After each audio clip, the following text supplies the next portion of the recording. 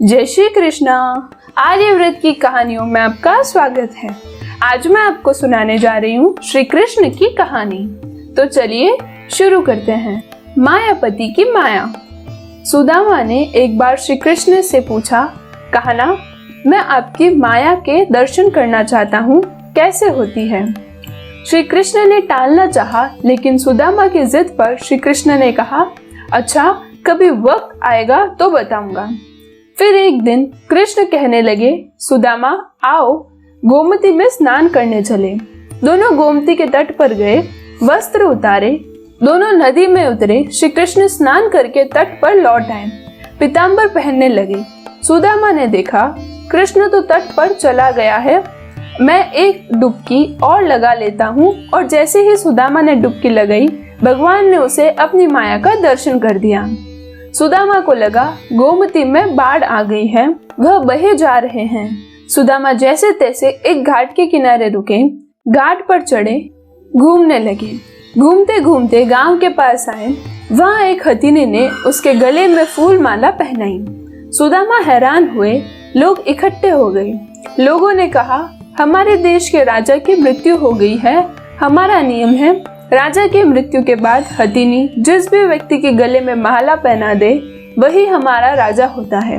हथिनी ने आपके गले में माला पहनाई है, इसलिए अब आप हमारे राजा हैं।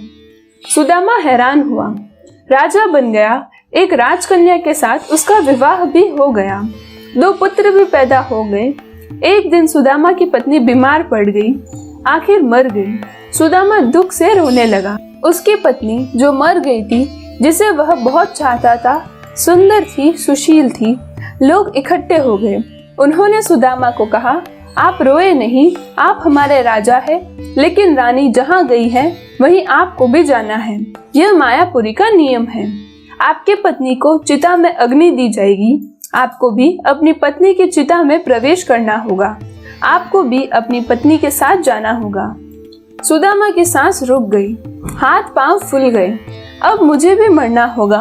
मेरी पत्नी की मौत हुई है, मेरी तो नहीं, भला मैं क्यों मरूं? यह कैसा नियम है? सुदामा अपनी पत्नी की मृत्यु को भूल गया, उसका रोना भी बंद हो गया। अब वह स्वयं की चिंता में डूब गया। कहा भी, भाई मैं तो मायापुरी का वासी नहीं हूँ, मुझ पर अभी नगरी का कानून लागू नहीं होता, मुझे क्यों जलना होगा? लोग नहीं माने। कहा, अपनी पत्नी के साथ आपको भी चित में जलना होगा, मरना होगा, यह यहाँ का नियम है। आखिर सुदामा ने कहा, अच्छा भाई, चिता में जलने से पहले मुझे स्नान तो कर लेने दो। लोग माने नहीं। फिर उन्होंने हथियारबंद लोगों की ड्यूटी लगा दी। सुदामा को स्नान करने दो, देखना कहीं भाग न जाए। रह रहकर सुदामा रो उठता। सुदामा इतना डर गया कि उसके हाथ पैर कांपने लगे। वह नदी में उतरा, डुबकी लगाई और फिर जैसे ही बाहर निकला, उसने देखा माया नगरी कहीं भी नहीं। किनारे पर तो कृष्ण अभी अपना पीताम्बर ही पहन रहे थे और वह एक दुनिया घूम आया है, मौत के मुंह से बचकर निकला है। सुदामा नदी से बाहर आया। सुदामा रोए जा रहा था। श्री कृष्ण हैरान हुए, सब कुछ जानते थे फिर भी अनजान बनते हुए पूछा, सुदामा तुम रो क्यों रहे हो? सुदामा ने कहा, कृष्ण मैंने जो देखा वह सच था, यह जो भी मैं देख रहा हूँ।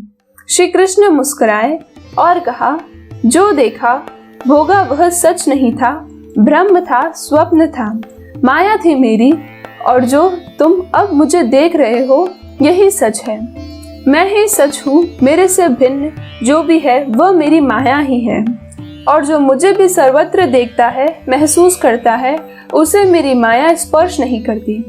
माया स्वयं का विस्मरण है, माया अज्ञान है, माया परमात्मा से भिन्न, माया नर्तकी है, नाचती है। लेकिन जो श्री कृष्ण से जुड़ा है वह नाचता नहीं है, भ्रमित नहीं होता, माया से निर्लेप रहता है। वह जान जाता है, सुदामा भी जान गया था, और जो जान गया वह श्री कृष्ण से अलग कैसे रह सकता है। यदि आपको मेरी यह कहानी पसंद आई हो तो वीडियो को लाइक करें और चैनल को सब्सक्राइब करें।